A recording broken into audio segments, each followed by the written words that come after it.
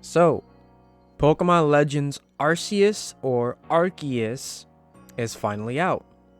And I've been playing it for a little over a week, it seems, and this game is pretty awesome. But you know what's really cool about it?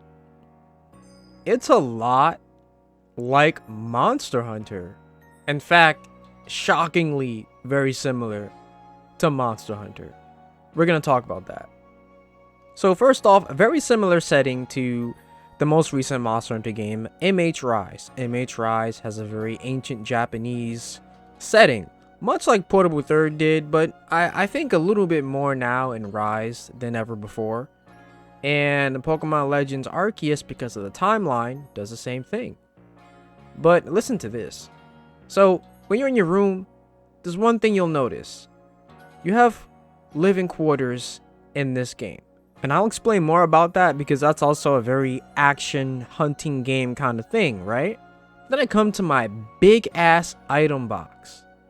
And I look inside of this item box. You know what I see inside this item box?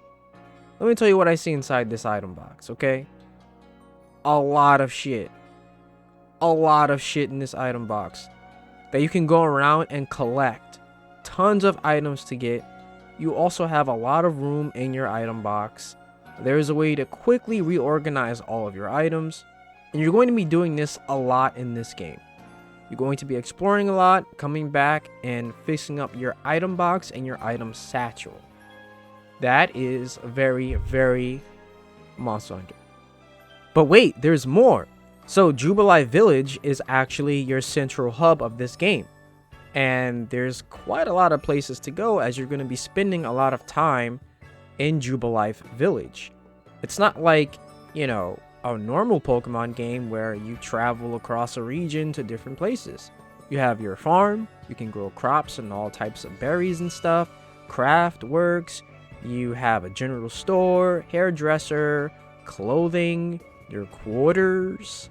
So yeah, there's a lot of things to do here. And generally coming back from an expedition, this is where you'll end up, back in Jubilee Village. And this is a part of the game's core central gameplay loop, which is, once again, very Monster Hunter-like. I also just find it like hilariously interesting how I can come back from a very long expedition and come and check up on my crops. And usually this whole landfill here is empty until you actually start growing stuff. And the longer it takes for this stuff to grow, you're actually going to see it grow over time until you get what you've been growing, and then you can grow more stuff. It's interesting. It's kind of shocking how much this is like Monster Hunter. It's really cool. Crafting in this game is pretty simplistic, just like it is in Monster Hunter, except everything needs a recipe in this game, which isn't bad, which is fine. And yeah, it's very simple, and being able to craft your own Pokeballs and things like smoke bombs and all this stuff is really cool in a Pokemon game. And I want to do this more in the next game. So now we'll talk about my favorite part of this game. The part that's so much like Monster Hunter or even other action games in the last 10 years. And that is the action gameplay elements of this game. It was done so well, and I hope we get more of this in the future. Listen, man, being able to have an iframe roll, an iframe dodge roll in a Pokemon game, a mainline Pokemon game at that, is just fucking insane to me. It's insane, it's bonkers, but this shit works. It works so well. How does this work so well? Bro, listen. It just works. I'm not exactly sure how many iframes you have, but they made this work so well. Like, I can't commend Game Freak enough for this.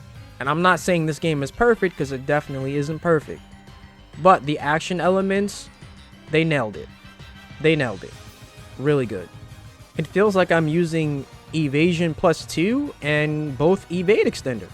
And then the icing on the cake with these boss battles in this game, you can still have traditional turn-based Pokemon battles in the middle of it. It's like basically a phase shift. And for most of these battles, this isn't even a necessity all the time. But the fact that you have a choice is bonkers. It's great. There's a whole clothing line of fancy kimonos, and most of them are based off of existing Pokemon designs.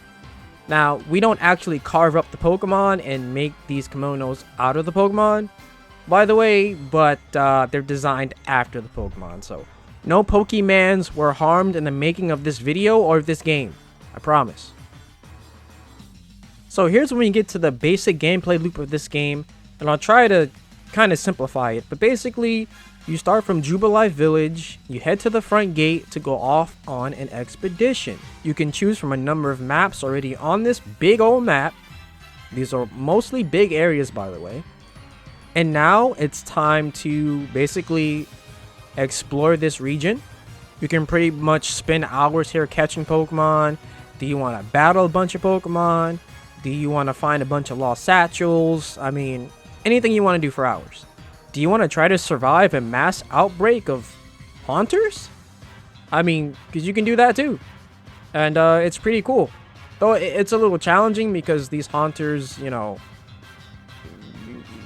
they're attacking you on sight. So on sight, that's it. They throw in hands. Or you want to hunt down alpha Pokemon, which is one of my favorite things to do in this game, to be honest. They're my favorite type of enemy Pokemon. Or wild Pokemon. Enemy Pokemon sounds fucking weird. But yeah, you can do all this stuff. And like I said before, the action's really exhilarating. Because I can do stuff like this. Like, you know, and then clock him in the back of the head.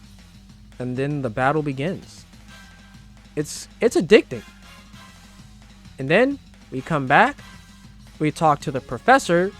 And he gives us some ratings on some of the things we did out. Did we catch any new Pokemon? How many of species we've caught? And we get money for it. And we update our Pokedex. And this is starting to remind me of coming back from an expedition and talking to the handler in Monster Hunter World. We also get points that goes into leveling up our star member rank, which is kind of a lot like your hunter rank in Monster Hunter. Just saying. Exploring the maps in these games are actually really fun, and it's probably the most fun I've had just exploring in a Pokemon game, even more than Sword and Shield, even though SNS had the wild area, and we can have our Pokemon mine for us. We can pick up all sorts of items, and it's very quick too. We don't actually stop to pick up items. We're not stopping for very long to throw a ball at some mining ore either. It's all very seamless, very fast-paced. Reminds me a lot of Monster Hunter Rise, or 5th gen Monster Hunter in particular. And then you're running into wild Pokemon that just want to square up, like this guy right here. He's ready to square up. And yeah, all this stuff is pretty addicting. And then you mix that with all the other stuff that happens on these maps, like time-space distortions and stuff. I love it. So there are a number of ways to deal with wild Pokemon encounters. So you don't always have to just, you know, throw a monster ball at them and fight them with your Pokemon. You don't always have to hit them in the back of the head with a Pokeball regardless. You can also find different ways to get behind them and make them vulnerable. You can throw bait, like berries, to have them eat it, and then you can try to catch them with a Pokeball. Or try to just start battle with them. Or you can literally throw snowballs or balls of mud at their face to try to get them to basically calm down for a bit. And then you can try to catch them or try to battle them with your Pokemon. And yeah, and then when you're in a situation like this, where you're just, everything's coming at you, it's pretty exhilarating. It's really fun. And this is the shit I live for in this game. Or in action games in general. This is really good.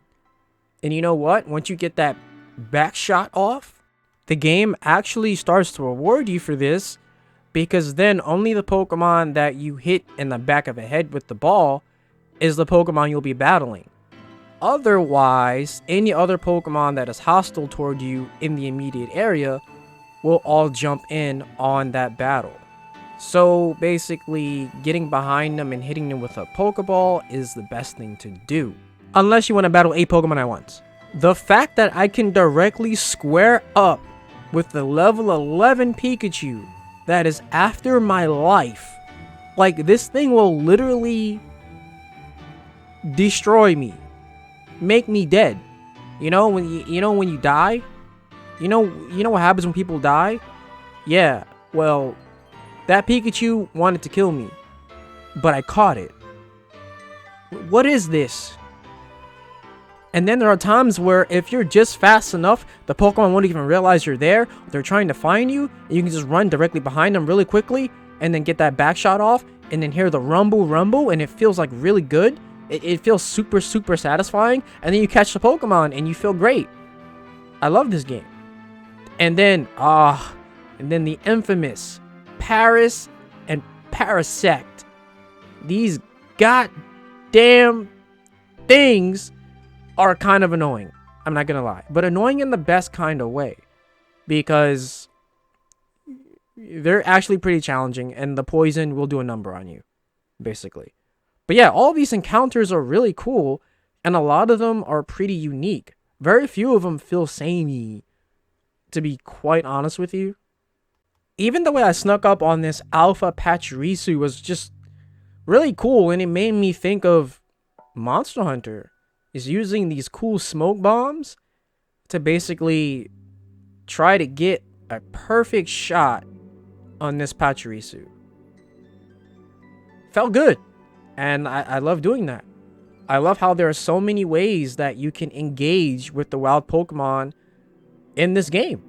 And a lot of it is very action oriented. And I'll take this. I'll take more of this. I just want more. Inject that shit into my veins. Give me more of this, please. Oh, and also, before I forget, there's a pinch of Breath of the Wild in this game. And mini games like this actually remind me a lot of Zelda. Not just Breath of the Wild in particular, but Zelda in general. And for whatever reason, I wasn't jumping because I forgot the jump button was a thing when I was recording this. So I look a little dumb doing this. But believe me, after I did it, I realized I could jump. And I'm not as dumb as I sound. Yeah. So yeah, the mini games in this game are pretty cool too. They're not something I'll play like all day, every day, but they are actually really cool. And effort was put into them, which is good. So yeah, and with that, that's the end of this video. And I really wanted to point out a lot of the things that felt very Monster Hunter to me about this game, because this game feels very Monster Hunter like. And I know for a fact that Monster Hunter had a lot to do with how this gameplay loop became a thing for a mainline Pokemon game. So yeah, I hope you guys enjoyed this, and if you did, consider subbing to the channel, liking, leaving a comment, dislike it if you dislike it. But if you really like it, and you like Monster Hunter, then come back to the channel for more, because we got more Monster Hunter coming. So yeah, I guess I'll see you guys on the next one. Peace.